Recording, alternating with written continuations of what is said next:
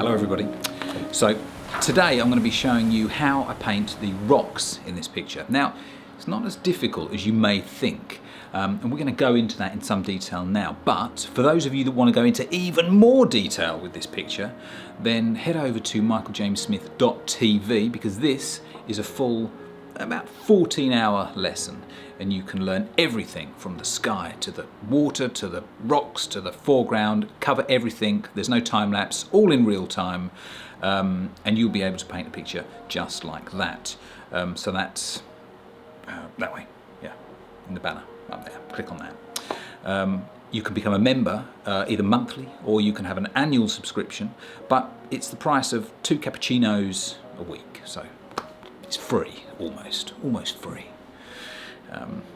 Anyway, so let's get into this video now, and I'll show you how I do that.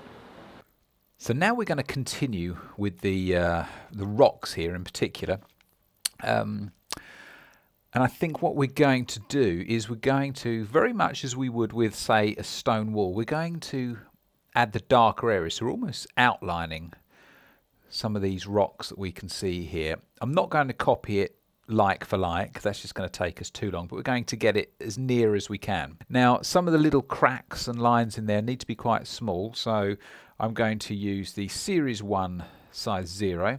That's the smallest rigger we have. We may also use the Series 2 size 0 as well. But to begin with, let's just start getting these areas in, so getting those details in.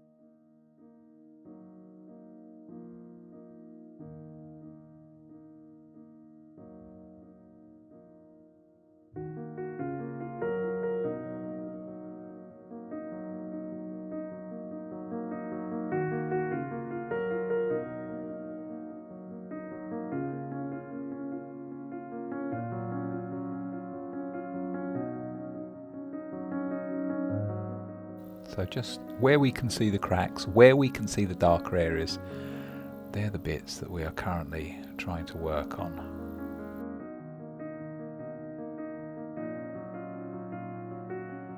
So kind of just putting in tiny little lines, and I mean really small. They are literally just the tip of the brush.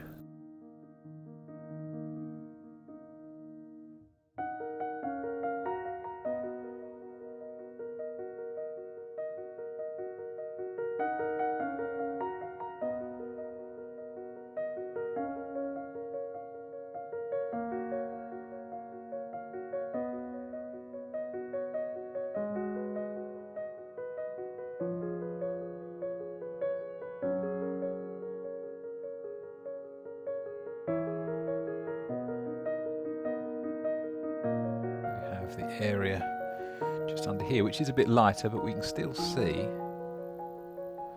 those cracks in there. And one of the benefits to doing quite a thin coat of paint, as we are with this, it's been thinned down, is that the colour that we are using tends to just darken pretty much the colour below. So you can use this, you know, if it's the darker area here, it works. Don't need to adjust the colour too much.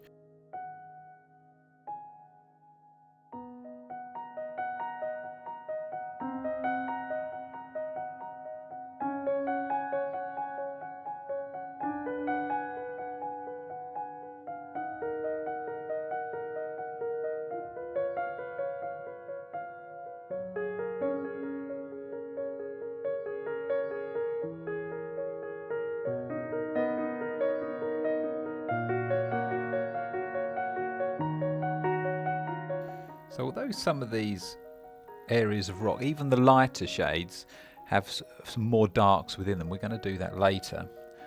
And we'll do that in a slightly different way, probably with a different brush. Really all we're doing with this are just the very darkest parts. So there are some areas like here, underneath the rock here, we have the lighter part above, and then here, this you can see where I've blocked it in slightly darker. That needs to be a bit darker still, so we need to add a little more contrast to that, but we're going to do that with a glaze.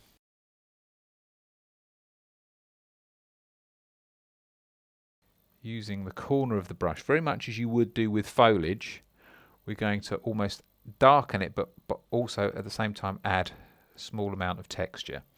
Being careful, of course, not to disturb, as I say, those lines that we've done. So I'm only being very gentle.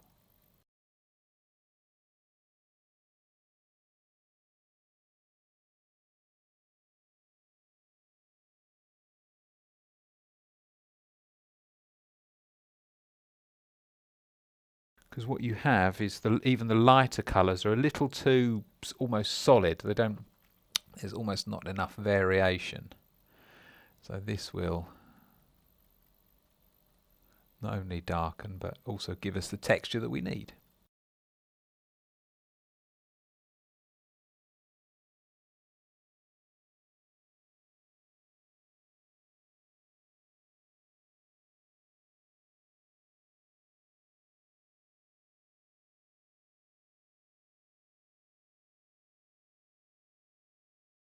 Right, so what I'm going to do now, I think, is add some of those highlights to this area here. And we're going to continue using the rigger brush.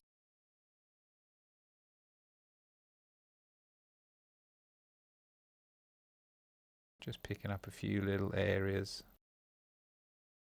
Even once we've done this, we may well need to go ahead and add some even lighter colour over the top, but until we get there, we don't really know.